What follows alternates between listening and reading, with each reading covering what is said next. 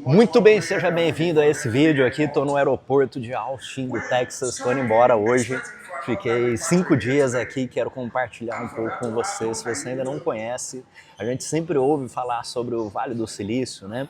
E muitas vezes a gente não sabe que existem tantos outros lugares inovadores no mundo e no Brasil também. No Brasil nós temos grandes exemplos de inovação, como o Parque Tecnológico, Parque de Inovação Tecnológica de São José dos Campos. Tem um vídeo meu aqui descrevendo o PIC São José dos Campos. Temos o Senai Cimatec, grandes tecnologias aí no Brasil. E eu, nos últimos anos, tive a oportunidade de visitar diferentes cidades com esse foco em entender inovação, futurismo, o que está acontecendo no mundo. Eu fiquei muito surpreso com o Oriente Médio, fiquei muito surpreso com a Ásia, especialmente com a Coreia do Sul, em termos de tecnologia. Já visitei algumas cidades cosmopolitas, como Londres e cidades da Europa.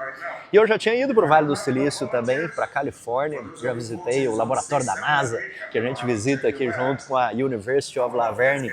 Para quem participa dos programas com bolsa, a gente visita o Jet Propulsion Lab.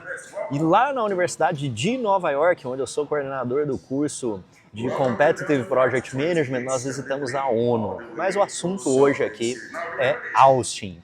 E a primeira coisa que eu queria falar com você é que todo lugar que a gente anda aqui em Austin, nas paredes, em tudo, tem algumas fotos minhas lá no Instagram, a gente vê o slogan Keep Austin Weird, ou seja, mantenha a cidade de Austin esquisita, né? Isso aqui me chamou muita atenção, fui procurar a história, fui perguntar para algumas pessoas aqui, que é um movimento de preservar a identidade cultural da cidade e preservar os negócios locais. Olha só que coisa maluca, né? Porque a gente pensa que os Estados Unidos são talvez os países mais cosmopolita, global, globalizador, de internacionalização que a gente tem no mundo, mas aqui existe uma preocupação muito grande com as comunidades locais. Eu já tinha percebido isso quando eu vim aqui em 2010, em 2012, era logo após ali as principais guerras ali de Afeganistão, Iraque. Você tem essa questão, por um lado, de nacionalismo, mas você também tem uma regionalização, os aspectos locais de cada cidade, de cada país, sendo muito valorizado. E a pergunta que esse slogan quer receber é: como é que Austin, uma cidade assim fantástica, inovadora, consegue também manter a sua identidade e a sua essência? Tem um artigo completo meu lá no LinkedIn, mas eu vou te explicar por aqui. Então ela sempre foi conhecida por uma cena musical vibrante. Todo lugar que você vai aqui, todo restaurante, bar e tudo mais, tem música ao vivo com várias bandas. Isso é uma coisa tradicional da cidade, de rock, jazz e outros temáticas aí de música também, que é muito bacana. Mas as empresas de tecnologia, as grandes multinacionais, estão mudando para Austin, que fica no Texas. E eu quero te explicar esse movimento econômico. Porque a Califórnia sempre foi vista ali como o mais inovador, né? Nós temos o Vale do Silício, São Francisco, lá estão todas as sedes de empresas aí de tecnologia, não apenas de software, mas de hardware. Por que estão mudando para Austin, no Texas?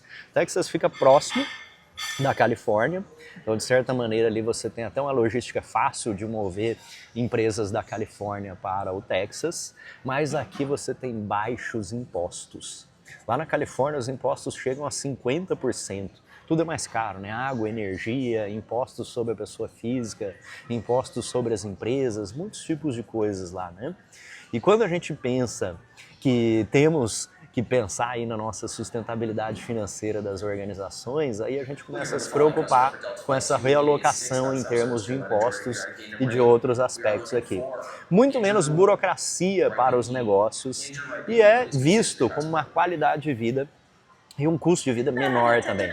Então você que pensa em trabalhar fora ou estudar fora nos Estados Unidos, Texas é uma excelente pedida, a Flórida também, porque os estados mais conhecidos aí como Nova York e a Califórnia, eles são muito caros em vários sentidos da nossa organização, né? Mas esse dilema da cidade de Austin, ele realmente é muito bacana, porque você já deve ter ouvido falar do SXSW, principal festival de inovação que a gente tem no mundo. O SXSW, ele acontece aqui como um festival em março, né? Agora estamos aqui em março de 2025. Ocorre aqui misturando música, tecnologia, negócios, inovação, futurismo. Por outro lado, esse crescimento da cidade de Austin trouxe inflação, aumento de aluguel, trânsito caótico, né? Aquela coisa toda que a gente tem. Então, a sustentabilidade, quando a gente pensa no crescimento das regiões, é algo que não pode ser subestimado. Esse slogan do Keep Austin Weird, ou seja, mantenha sua cultura, sua localização, sua regionalidade, ele acaba sendo um contraponto a essas grandes empresas americanas mesmo, ou multinacionais, que estão vindo de outros estados para cá. E Austin busca energias renováveis, investimento, né? Fiz minhas anotações aqui, investimento em transporte e habitação. Pude visitar algumas coisas de habitação aqui na cidade, muito interessante, a mobilidade urbana, com carros autônomos, carros elétricos. E a grande questão que a gente pensa ao trazer isso tudo que a gente vê fora do Brasil para o Brasil, é que no Brasil a gente também tem esses ecossistemas de inovação, é o que eu estava falando para você aqui no começo do vídeo, né? Então, se você conhecer o cluster aeroespacial que existe em torno de São José dos Campos, mais de 1.200 empresas associadas ao parque de inovação, não apenas aeronáuticas, mas empresas do agronegócio, agrotechs, empresas de indústria, manufatura química, empresas de materiais, empresas de tecnologia da informação, criando um ambiente ali que cada vez mais é um ecossistema de negócio. Então, quando a gente olha aqui Austin, ou olhamos Vale do Silício e outros lugares aí do mundo inteiro, precisa ter universidades, precisa ter incubadoras ou parques de inovação, precisa ter empresas, precisa ter investimentos e precisa ter desburocratização. A gente tem boa parte disso no cluster de São José dos Campos, no Senai Cimatec, em vários outros parques que existem no Brasil, parques de inovação e parques tecnológicos, inclusive incubadoras e associações de anjo. A grande dificuldade que a gente tem é em conectar e coordenar todas essas redes aí no Brasil. Eu já falei isso em outro vídeo aqui, mas para concluir o vídeo aqui, como que Austin está substituindo o Vale do Silício através de investimento, através de desburocratização, através da construção de um ecossistema. Aqui tem uma universidade muito forte, a Universidade do Texas, e mais uma série de coisas para ajudar isso. Como que a gente pode pegar essas três coisas e copiar ou levar aí para o nosso Brasil, né? Investimento e desburocratização, ecossistemas conectados de academia, de empresas, de centros de pesquisa e a desburocratização. Isso já está ocorrendo, mas você que é um profissional e as empresas precisam saber disso. Porque, por exemplo, na Lei do Bem, de todas as empresas que podem se beneficiar da Lei do Bem do Brasil, somente 7% delas fazem uso da Lei do Bem. A gente tem mais de 120 bilhões de reais disponíveis em fomento e incentivo para a inovação. Não é empréstimo, não é financiamento, é fomento, doação, incentivos para a inovação. São incentivos e fomentos da FINEP, BNDES, BID, FAPESP, entre outros que estão disponíveis e as organizações não sabem como usar isso.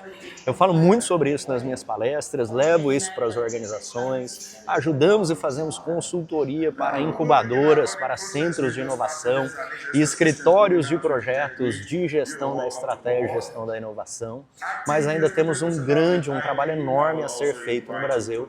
Então, pegar esse exemplo aqui de Austin, pegar o exemplo do Vale do Silício e outros exemplos do mundo e levar para o Brasil não é difícil.